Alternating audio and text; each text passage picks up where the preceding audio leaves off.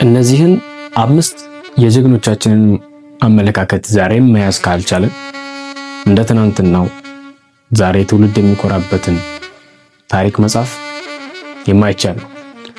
ሰላም እንደምን አላችሁ? ናታን ይባላል። ይህ ጠቃሚ የሆኑ ሀሳቦች የሚንሸራሸሩበት ቻናላችን ነው። ሰብስክራይብ በማድረግ ቤተሰብ ይሁኑ። ዛሬ እንግዲህ እንደሚታወቀው የጥቁሮች ኩራት የሆነው አድዋ ነው። አድዋ እንደመሆኑ መጠን ከጀግኖች አባቶቻችን የምንማራቸውን 5 ዋና ዋና ነጥቦች ይዤላችሁ ቀርቤያለሁ። እስከ ቪዲዮ መጨረሻ ድረስ እንድትከታተሉ በአክብሮት ጠይቃለሁ። የመጀመሪያው ከጀግኖች አባቶቻችን የምንማረው ነገር የሚቀድመውን ማስቀደም፣ ፕራዮሪታይዜሽን፣ መቅደም ያለበትን ማስቀደም። እነሱ እንደሚታወቀው የሀገር ውስጥ ጦርነት ነበር በሰዓቱ። ያንን የሀገር ውስጥ ጦርነት ለጊዜው አቁመው የጋራ ጠላታቸውን ሄደው ድል ማድረግ ችለዋል። ታዲያ ዛሬ ትላልቅ ስራዎች ወይም መቅደም ያለባቸው ነገሮች እያሉ ከፈረሱ ጋሪ ይባላል አይደል? ልክ እንደዛው ዋና መቅደም ያለበትን ነገር ማስቀደም መጀመሪያውና ዋነኛው ከጀግኖች የምንማረው ትምህርት ነው።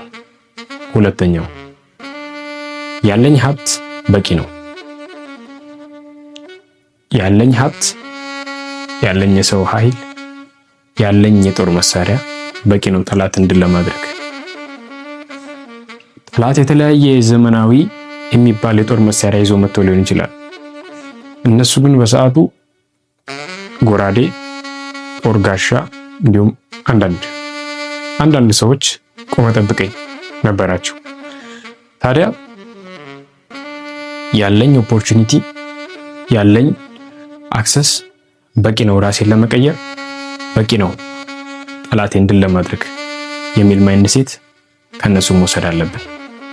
ሶስተኛው ነፃነት ወይም ሞት።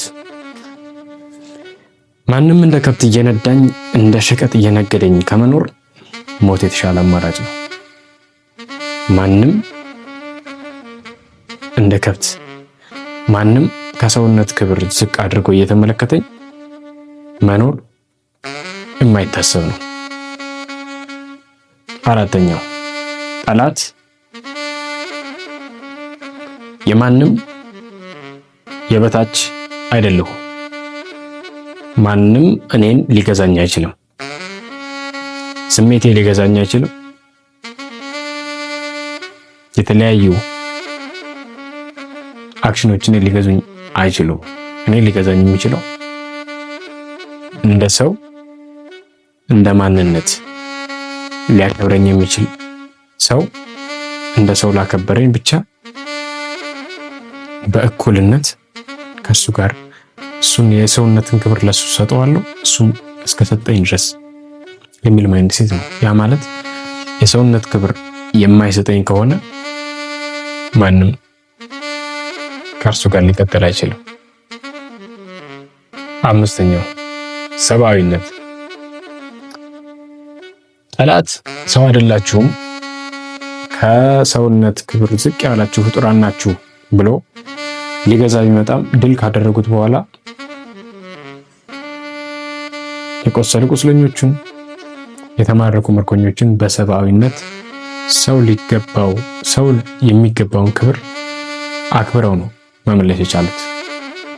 እነዚህን 5 ዋና ዋና ነጥቦች ከጀግኖች አባቶቻችን የዛሬው ትውልድ መማር ካልቻለ ነገ እነሱ እንደጻፉት አይነት ትውልድ የሚኮራበት ታሪክ ዛሬ መሰራት አይችልም። እነዚህ ነጥቦች ይዤላችሁ ቀርቤ ነበር።